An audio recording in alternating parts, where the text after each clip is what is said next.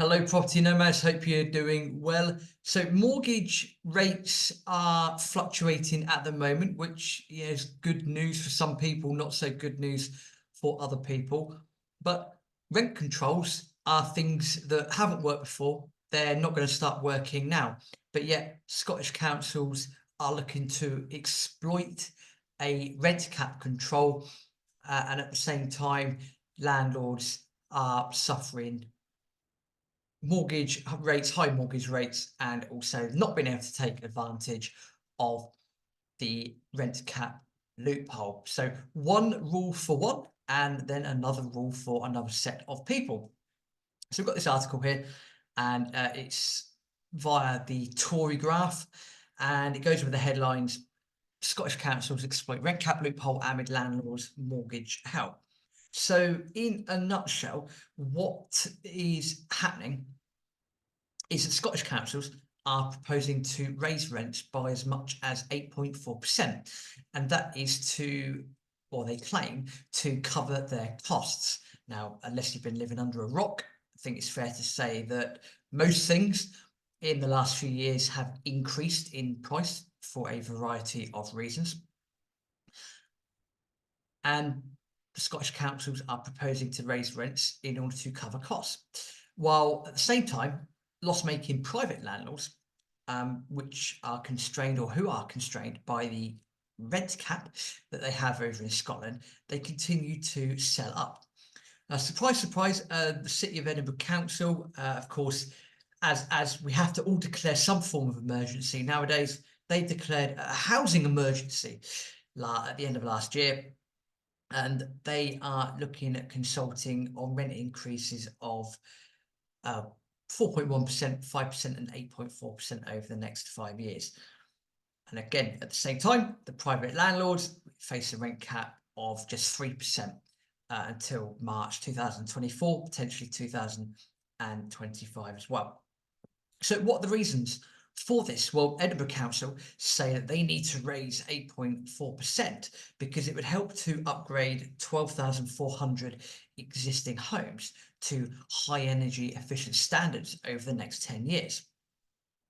Right, okay, so what we've discussed before on the channel, and it's quite poignant, is that, now I appreciate that there's some differences nowadays between England and Scotland in terms of the way the government runs things and different things to do with energy ratings. England, of course, have scrapped EPC C by 2028. Scotland still have it in place. But what people aren't thinking through, or certainly what the politicians aren't thinking through, is that if you are trying to say that your housing stock needs to be a certain EPC rating, then you've got to look at how are you going to fund that. And a lot of that's going to come from either public finance or, possibly privately raised finance, but mainly public finance. So if you then want to put all these thousands of pounds into increasing your housing stock, you're going to need to pay for that. So funny that the council are looking, or in this case, Edinburgh Council are looking at this going, oh yes, in order to do this, we need to raise, don't worry about the rent cap, we need to raise our rent by potentially 8.4% because we need to cover the cost of doing all this installation activity to meet these EPC standards that have been set by some bonkers net zero policy. While at the same time, private landlords who have got to adhere to the same policies, i.e. EPC C by 2028 in Scotland, they're not able to increase their rents by anywhere near as much as the council are.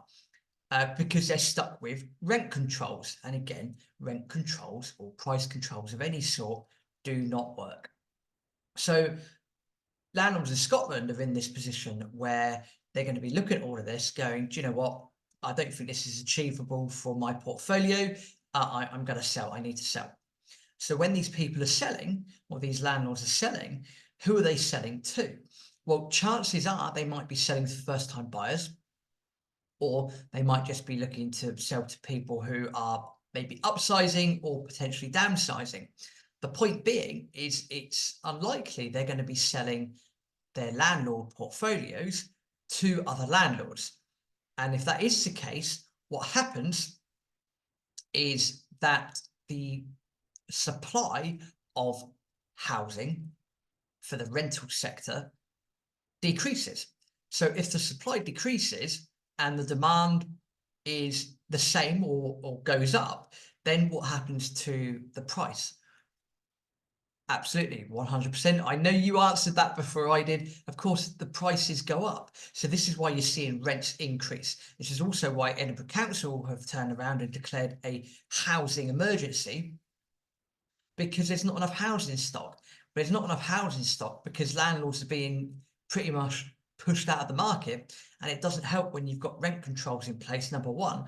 But secondly, everyone's trying to work towards the same goals, but the councils have one rule in place and the private landlords have another rule, because the councils go, yeah, well, actually, we need to increase rents by, in this case, 8.4%.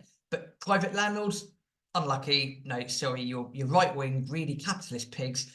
Rent controls for you, only 3%. Good luck, by the way, with trying to adhere to all these EPC ratings.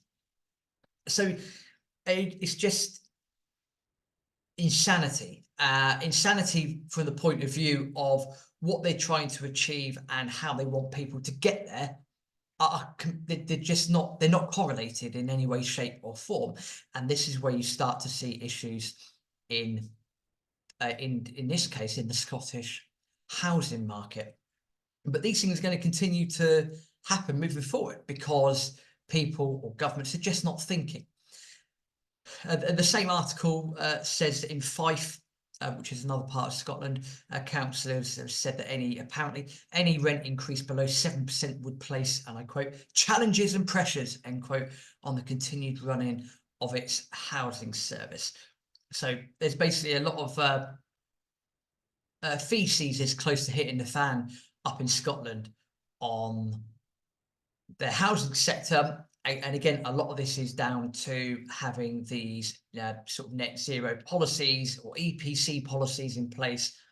And then also, especially if you're a private landlord, having these rent controls, which you're not able to get around as a private landlord. But if you're the council, of course, you might be able to increase your rents even more so because, hey, you're the council and you can do these things. So not good for the Scottish housing market, especially as more and more landlords are likely to sell up, and that's going to further diminish the supply of housing in Scotland. So I just wish that, I wish for a lot of things, but a bit more joined up thinking from people would be fantastic. But I think, as they say, hope is not an investment strategy. So I'm not holding my head up too much, but then again, it's Scotland, it's different from how things operate in England. Hey ho, we'll see what happens, but I'm sure it's not going to lead to a lot of good news moving forwards. As usual, thanks for listening to the content that we provide. Just ask a small favour from you, and that is please subscribe to the channel if you haven't already done so. If you have subscribed, great, thank you. Please do go and spread the word of Property Nomads to as many people as possible. We're seeing very good uptick of numbers, and that is all thanks to you sharing the channel and subscribing to the channel as well. So thank you in advance for taking the time to do that. See you in the next video.